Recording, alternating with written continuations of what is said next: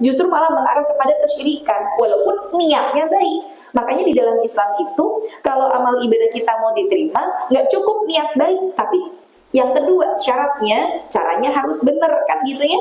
Niat baik itu ikhlas karena Allah, cara yang benar itu adalah mutaba'atur Rasul, harus sesuai dengan tuntunan Rasul. Sehingga kalau Rasul tidak mengajarkan, ya berusaha untuk kita tidak melakukan amal tersebut karena amalnya akan menjadi tertolak.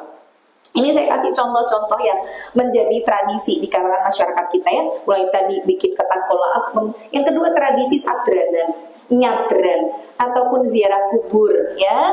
Nah, jadi kita bahas sedikit bahwa yang namanya ziarah kubur itu sebenarnya bukan sesuatu yang diharamkan atau diwajibkan ya. Tapi ulama mengambil pendapat ziarah kubur itu hukumnya mubah, boleh saja. Ibu ziarah kubur boleh, nggak ziarah kubur juga nggak dosa. Maka awal mula ziarah kubur Rasulullah nanti bersabda ya, di mana kuntu nahaitukum an ziyaratil kubur.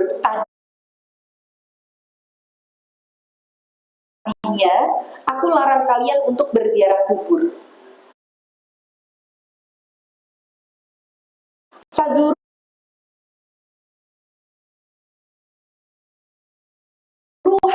Jadi di dalam hadis ini nanti ada hukum usul fikih namanya adalah nasikh dan mansukh. Nasikh mansukh itu apa? Ada hukum asal yang dihapus dan ada hukum baru yang menghapus. Tapi kadang di dalam hadis ini yang menghapus sama yang dihapus atau di Al-Quran itu teks yang dihapus masih ada, tapi hukum barunya juga masih ada. Nah nanti kalau belajar usul fikih itu ada begitu. Saya nggak mau belajar, nggak mau bahas usul fikih, tapi saya cuma kasih edukasi saja ke ibu-ibu bahwa hadis ini bersamaan dengan hukum nasikh mansukh, di mana hukum awal yang dihapus itu masih ada teksnya dengan hukum baru yang menghapus. Maka hukum asalnya apa? Kuntu nahaitukum an ziyaratil kubur. Tadinya aku larang kalian buat ziarah kubur. Jadi ziarah kubur itu tadinya asal muasal hukumnya adalah haram. Gitu ya. Kemudian Rasul melanjutkan lagi, fazuruha, tapi sekarang ziarah hilang. Nah, yang tadinya haram, sekarang hukum baru, boleh. Bahkan kita diperintahkan ziarah kubur, tapi ada syaratnya. Fazuruha, kalian boleh ziarah kubur karena dua saja syaratnya. Yang pertama, fa innaha tuzahidukum fid dunya, karena dengan ziarah kubur itu mampu membuat kalian punya sikap zuhud terhadap dunia. Wa tudzakirukum bil akhirah, dan mengingatkan kalian akan akhirat. Berarti ziarah kubur itu diperintahkan, dianjurkan, dibolehkan kalau niat kita ziarah kubur dua ini. Satu, bikin sikap kita terhadap dunia jadi lebih zuhud. Yang kedua, mengingatkan kita akan akhirat. Maka kalau dua syarat ini terpenuhi, tidak terpenuhi, maka hukum ziarah kubur jadi haram. Kenapa kok ziarah kubur diharamkan dulu? Karena kesyirikan pertama kali di dunia terjadi pada saat orang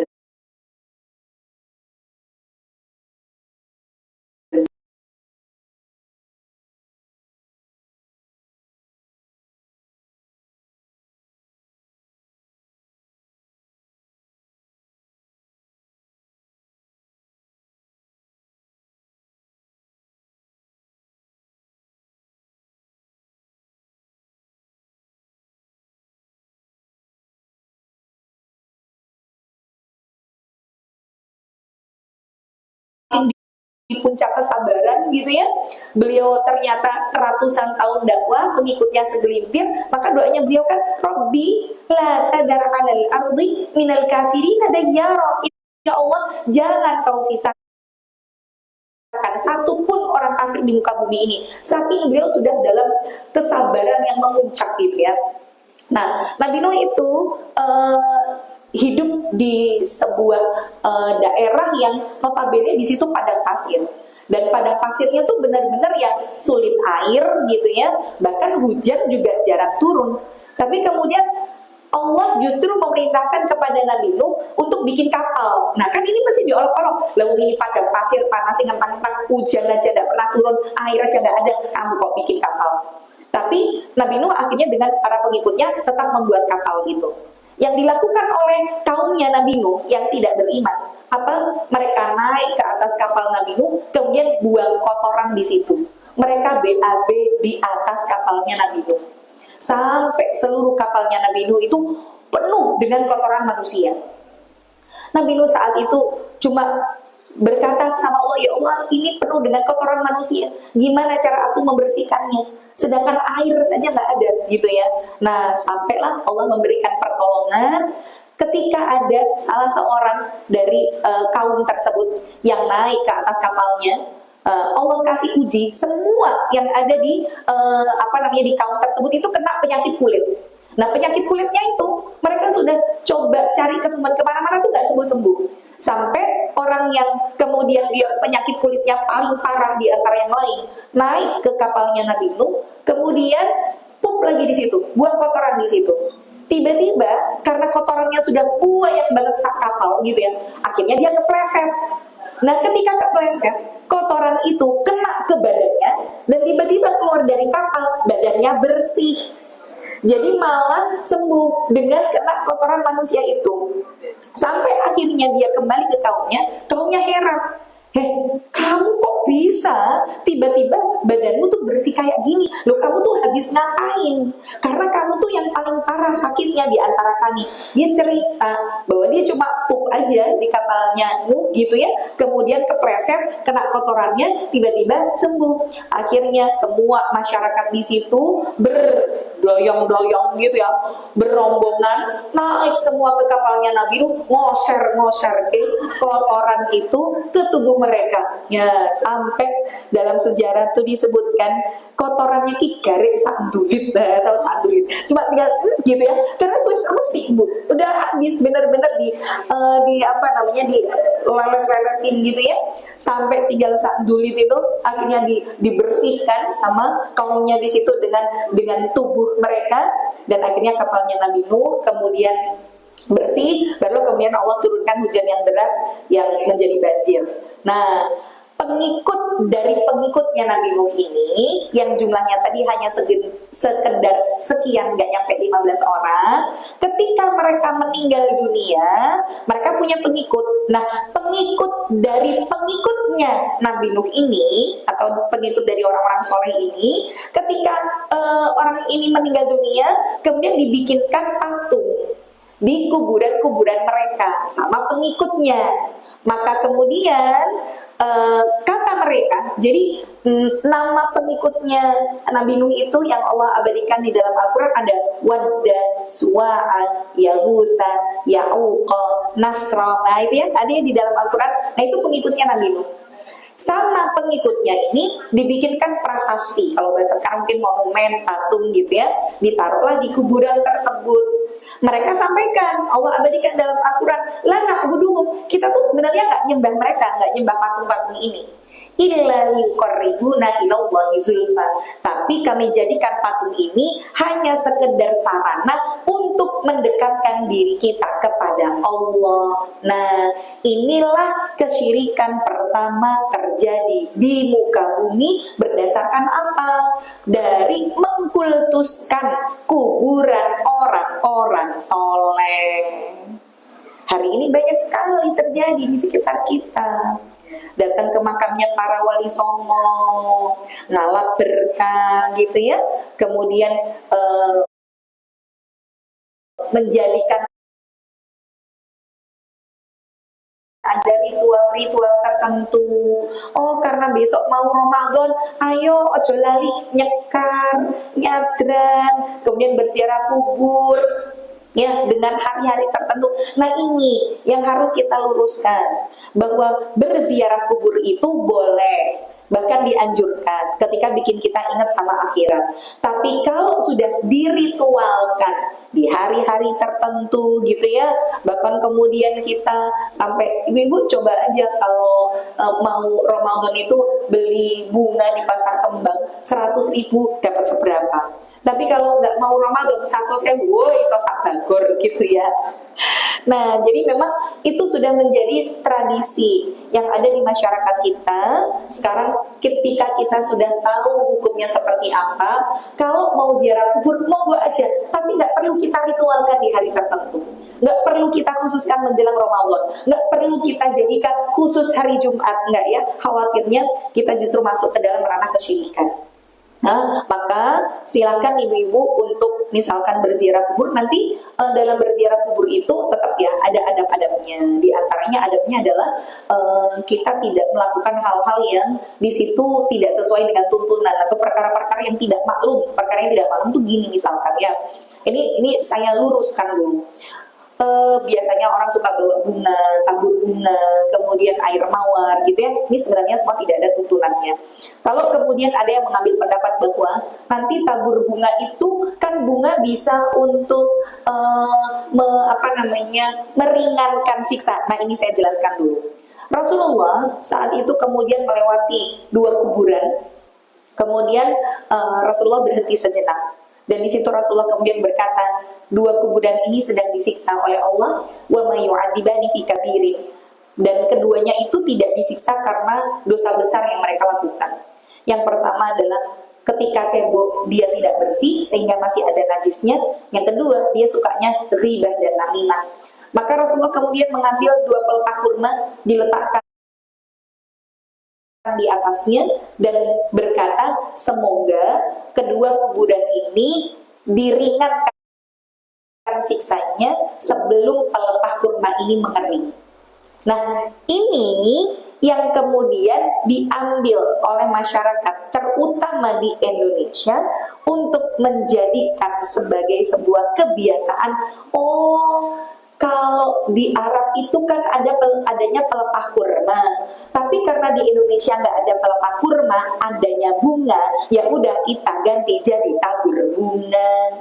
Seandainya di Arab ada bunga, mesti Rasul juga pakai bunga. Nah, ini pengkiasan atau penyamaan hukum yang salah. Karena kalau setiap kuburan itu ketika diletakkan pelepah kurma ataupun bunga mampu untuk meringankan siksanya, pasti Rasulullah itu setiap kali ada sahabat yang meninggal akan bilang kepada sahabat yang lain, ayo kumpulin pelepah kurma banyak-banyak ya, ada sahabat kita yang meninggal, biar nanti kuburannya dikubur diringankan siksanya. Tapi ternyata enggak. Yang Rasul jadikan ditaruh pelepah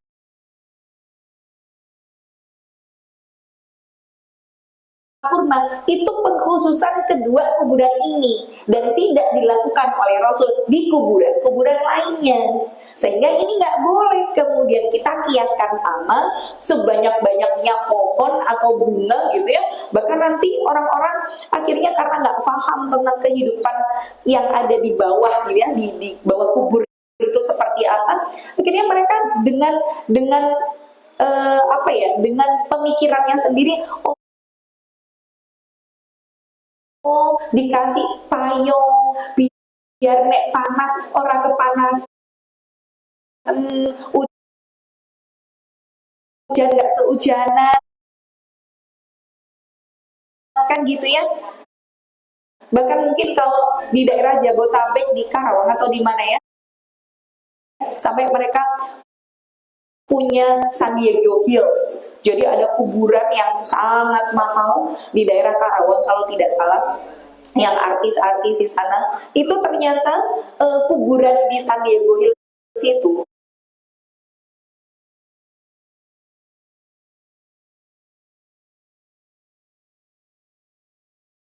paling murah itu di angka 80 juta kalau yang kemudian mau bareng-bareng.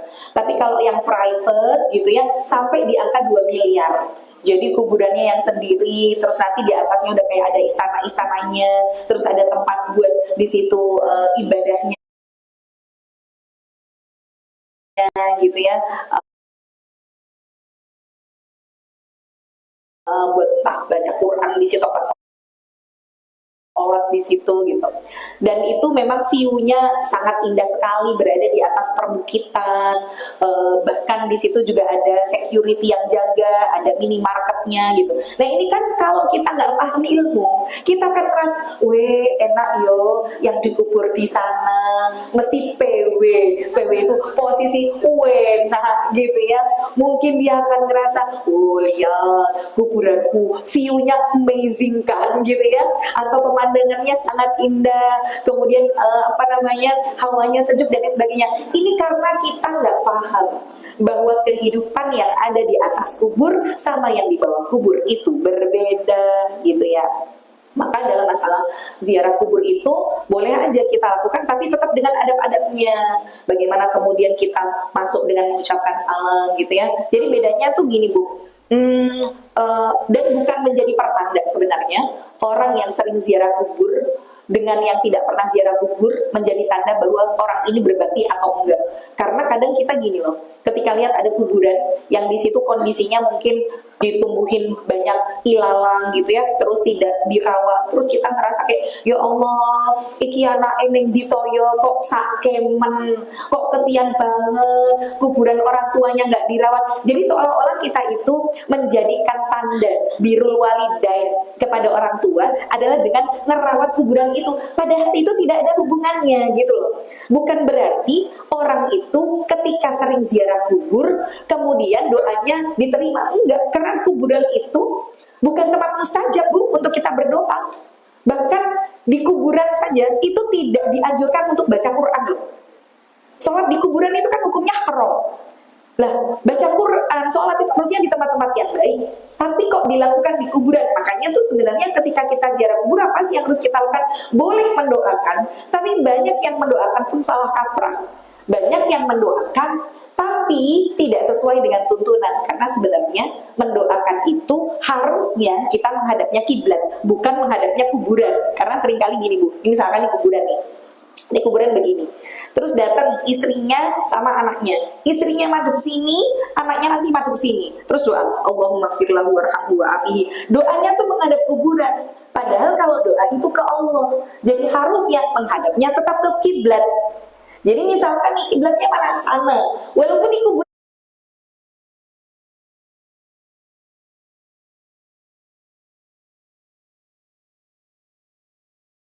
posisinya di sini, kemudian kita belakang begini, ya enggak apa-apa, karena kita doanya ke Allah, bukan ke kuburan. Nah hal-hal kayak gini yang kadang kita tuh nggak paham gitu loh. Nah, jadi kalaupun memang kita mau ziarah kubur, pahami betul, boleh kita mendoakan, tapi sebenarnya untuk mendoakan tidak harus di kuburan, karena kuburan juga bukan tempat yang mustajab. Bedanya kalau kemudian kita ini doain di kuburan sama tidak di kuburan itu gimana? Bedanya gini. Jadi sebenarnya mayit yang ada di dalam kubur itu ngerti nggak sih kalau kita datang? Ngerti. Karena Rasulullah bersabda, ketika kita mengucapkan salam kepada para ahli kubur, maka mereka menjawab salam kita. Maka ada sunnah, kalau bisa kita minta dikuburkan di kuburan khusus muslim. Kenapa begitu? Biar kalau ada yang ziarah kubur ke tempat yang lain, meskipun itu bukan ke kita juga tetap dapat salam dari orang tersebut. Tapi kalau kuburan kita ini jadi satu dengan yang non-muslim gitu ya, maka hakikatnya siksa kubur itu bisa didengar oleh semuanya, terkecuali manusia dan jin. Nah, ini nanti pernah ada sebuah kisah. Jadi ada seorang anak gitu ya. Kemudian dia tuh mimpi itu ayahnya bilang sama dia, "Nah, tolong pindahkan kuburan ayahmu, nah, tolong pindahkan." Tadinya anak ini ngebiarin aja, paling cuma sekedar mimpi. Ternyata hari kedua dimimpiin lagi yang sama. Ayahnya berwasiat minta dipindahkan. Tidak diindahkan. Sampai yang ketiga. Nah, ketika sudah 3 kali, dia akhirnya mikir, kok sampai berkali-kali datang? Apa ini memang ayahnya pengen dipindahkan kuburannya gitu ya? Jadi kita tuh sebenarnya kalau ada orang yang sudah meninggal kemudian datang ke mimpi kita tuh sebenarnya hukumnya gimana? Gini, saat kita tidur ruh kita itu di dalam genggamannya Allah. Dan orang yang meninggal itu ruhnya juga ada di dalam genggamannya Allah.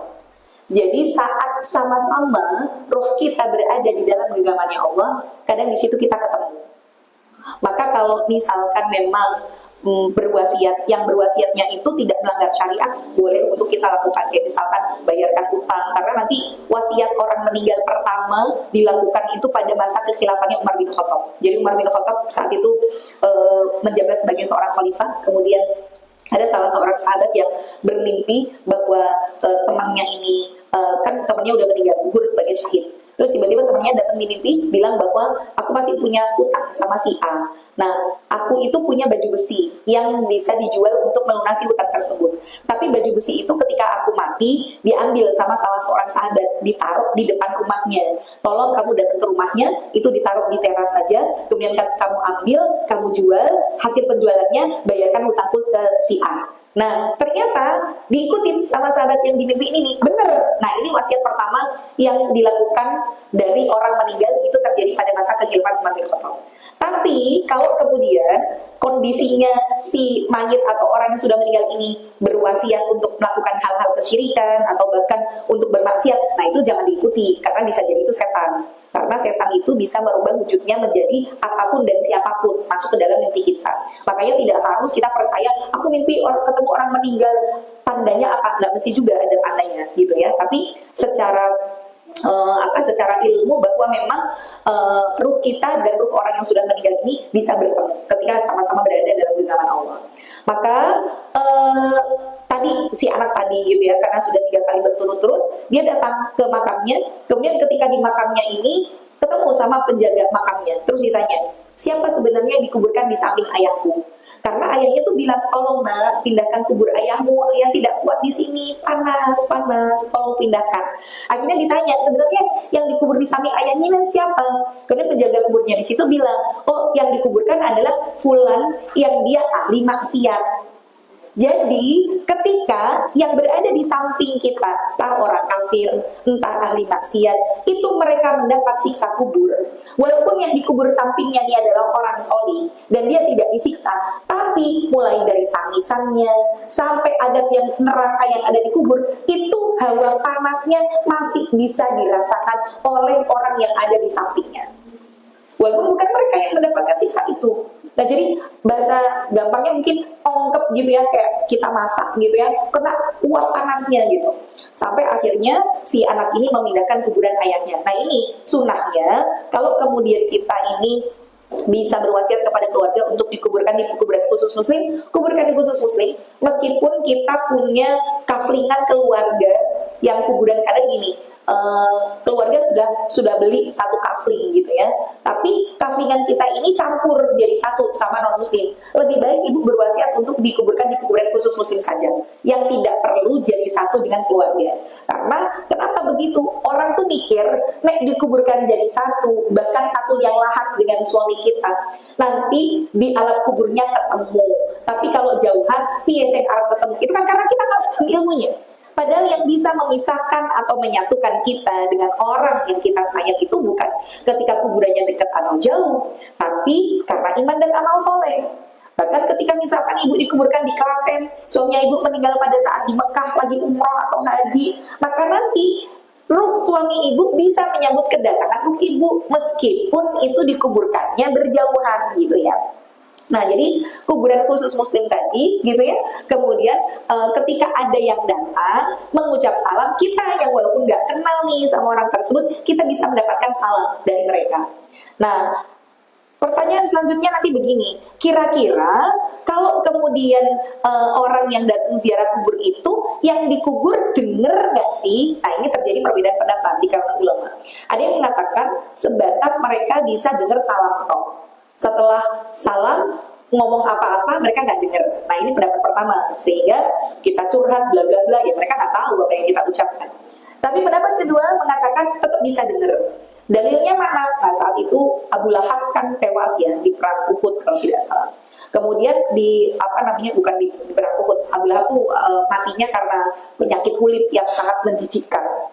sampai anaknya sendiri tidak mau untuk menguburkan.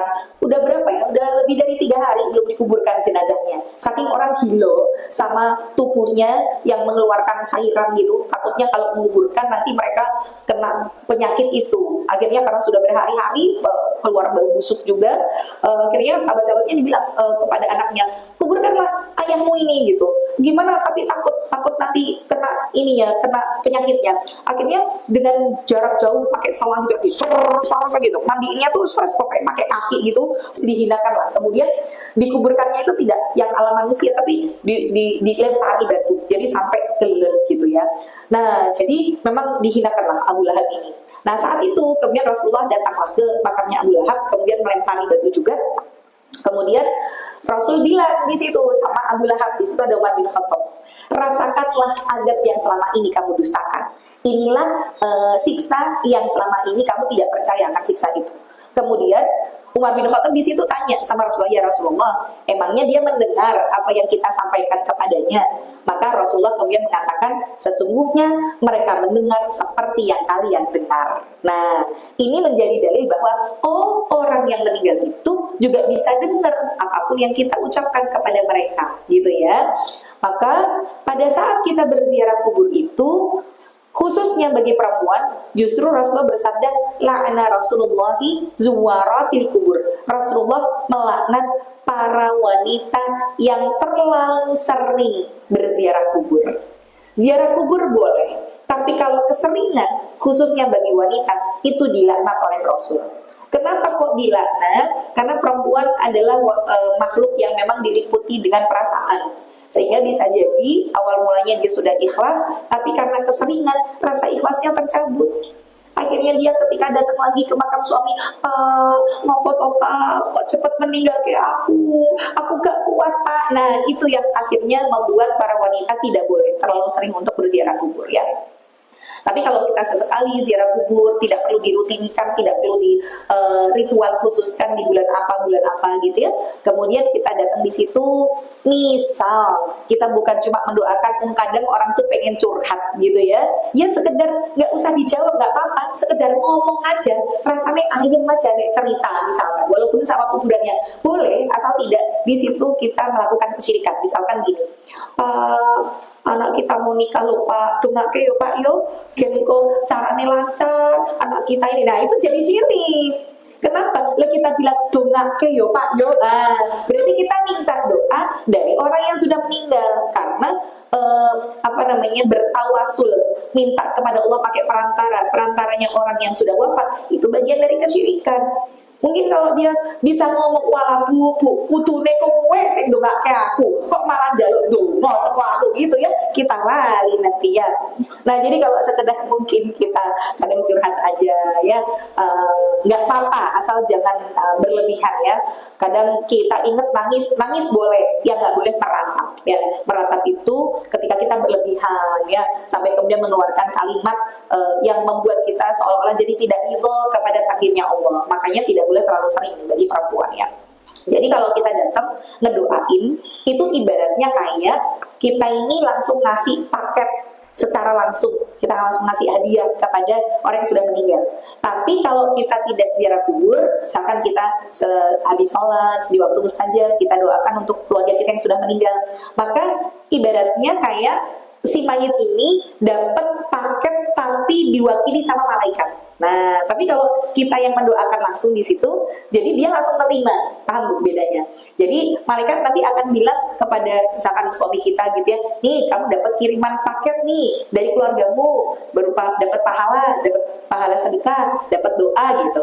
Tapi kalau kemudian kita datang mendoakan langsung, ini si mayit ini langsung menerima apa yang kita doakan untuk mereka. Cuman memang yang mendoakan yang diterima itu hanyalah dari orang-orang solih saja.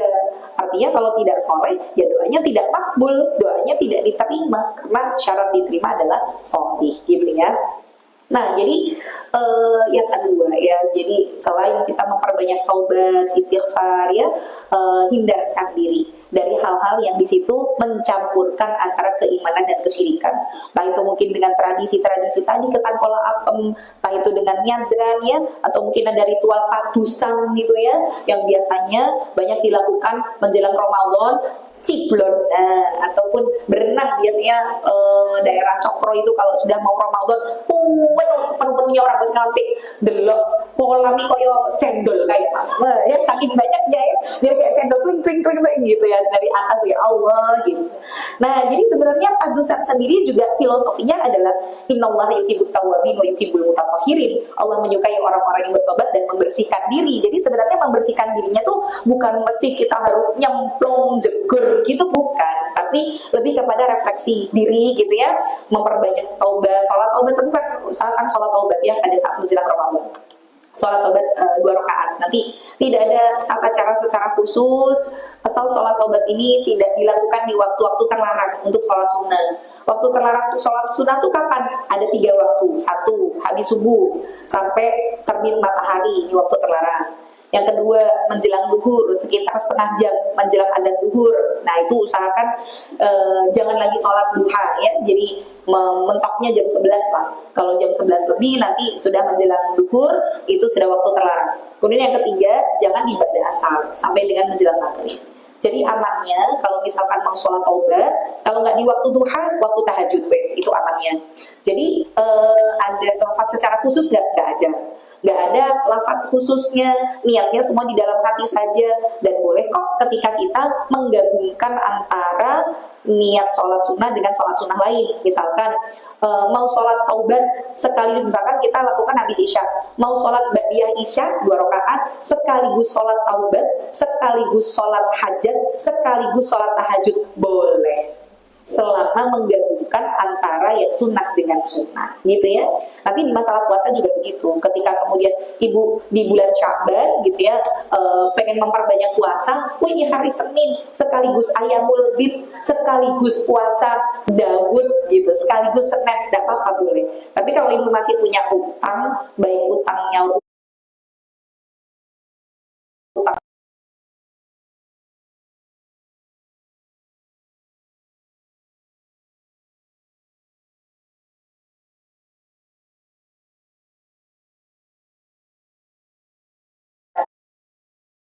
satu niatnya, nyaur utang sisa puasa Senin tidak bisa, tapi nyaur utang di hari Senin boleh, cuma niatnya nyaur utang aja gitu ya. Maka selain bertobat, menghindarkan diri dari kesyirikan dan kemunafikan, kemudian berdoa ya dengan doa ini tadi.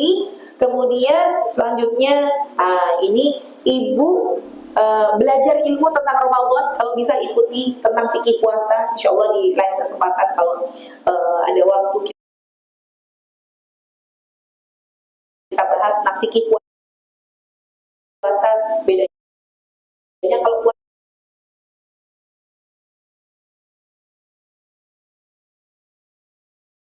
wajib sama puasa sunnah dari kita kaca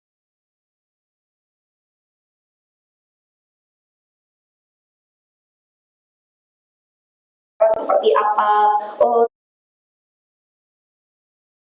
ternyata ada dosa-dosa yang ketika dilakukan di bulan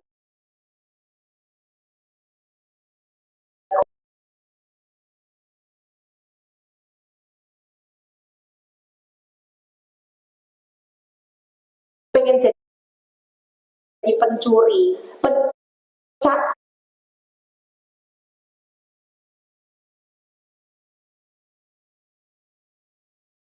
cara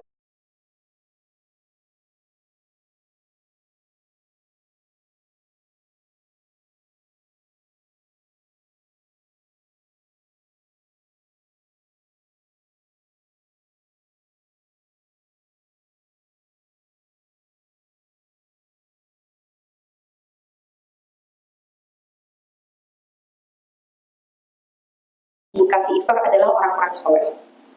Kalau misalkan sekedar mau kasih buka polisi cepet ataupun misalkan tukang beca, apa nggak boleh? Boleh, tapi kita harus beramal cerdas. Kalau tukang becak, polisi cepetnya soleh, nggak apa-apa kita kasih. Siapa tahu ketika mereka sambil jaga, sambil cari orderan baca Quran, ya, kemudian sambil, ayo Pak, subhanallah, walhamdulillah, wala ilaha illallah, sambil zikir, nggak apa-apa. apa yang mereka lakukan di hari itu, maka pahalanya itu ditransfer ke kita tanpa mereka kehilangan pahalanya. Tapi maaf, kalau mereka sekedar ya puasa, tapi ngomongnya juga ngomongnya elek gitu ya, kemudian mereka juga tidak melakukan amal ibadah, eman kita tetap dapat pahala, tapi pahala sedekah aja. Pahala amalnya kita ada berkualitas. Maka saran saya, ibu dari sekarang harus cari tempat yang di situ ibu bisa mencuri amal terbaik. Cari, ya ini Masya Allah di dekat kita ada anak-anak penghafal Quran.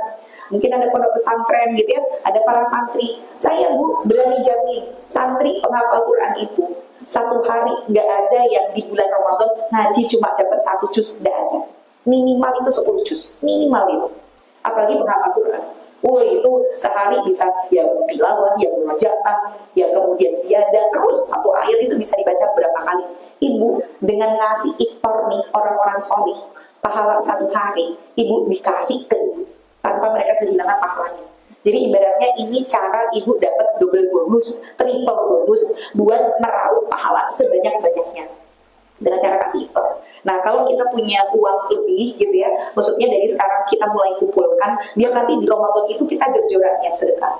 Nah, tanyalah misalkan ke pondok pesantren, Ustazah, di sini kira-kira kalau kebutuhan santri iftar sehari berapa? Oh, sehari satu anak 10.000. Bismillah, ibu punya 300.000. Sama dengan ibu ketambahan pahala 1 tahun Ramadan. Karena 30 orang, berarti 30 hari.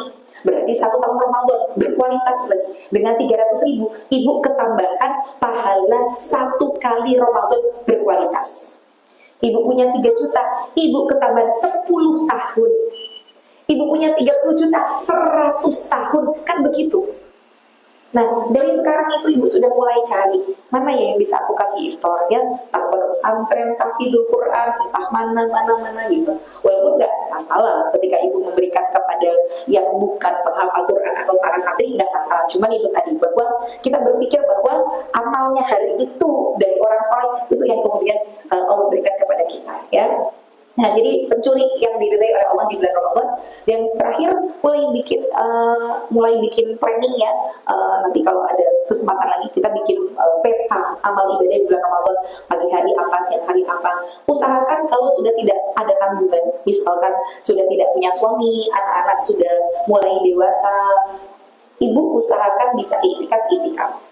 Ya, cari di mana masjid yang bisa menyediakan itikaf buat perempuan, walaupun memang tidak harus yang 10 hari, tidak apa-apa. Misalkan gini, Ramadan nih, ibu biasanya kajian-kajian banyak diliburkan. Waduh, kajian banyak libur, suami berangkat kerja, anak juga sekolah. Aku mau yo nih omah, timbangin tengok-tengok, timbangin buka YouTube misalkan ya, daripada nontonnya misalkan infotainment misalkan. Wes lah, tak itikaf pagi, nggak apa-apa Bu. Wes nanti janjian sama yang lain. Ayo Bu, itikaf nih dia, terus di masjid sini yo. Ya, jam 8 muncul gitu ya, bawa ruko, bawa Quran. Kemudian nanti udah di masjid, nggak apa-apa, nggak harus nginep, nggak apa-apa, sesuai kemampuan karena perempuan bisa pagi gitu ya. Kemudian kita ibadah sampai nanti mungkin duhur, terus kita sholat, ngaji, zikir, nanti duhur. Kemudian sudah kita pulang istirahat, nanti bisa asal mungkin menyiapkan buka sambil bikin dan lain sebagainya. Mau aja boleh. Nah, kalau bisa kemampuan di 10 hari terakhir itu afdal ya. Maka tentu bagi seorang wanita yang memang ingin itikaf, terutama di 10 hari terakhir, yang pertama harus izin suami. Kalau suami tidak mengizinkan nggak boleh ya. Walaupun fadilahnya luar biasa, tapi tetap izin suami itu nomor 1. Yang kedua, tidak boleh untuk meninggalkan kewajiban yang lebih besar. Ibu di rumah masih punya anak kecil, tapi ngedre pengen itikaf. Terus bilang sama ayah, ibu harus itikaf, gue ibadah, ojo ganggu dulu ya, ojo rewel, ngomong kuduknya Pak Idewe. Nah, ya nggak boleh. Kita perempuan ada kewajiban yang lebih besar dari itu ya. Kemudian yang ketiga, cari tempat yang terpisah dari laki-laki. Ya, kalau bisa memang masjidnya yang di situ steril dari ikhwan, mungkin di lantai 2 atau mungkin memang menyediakan khusus perempuan. Nah, ini yang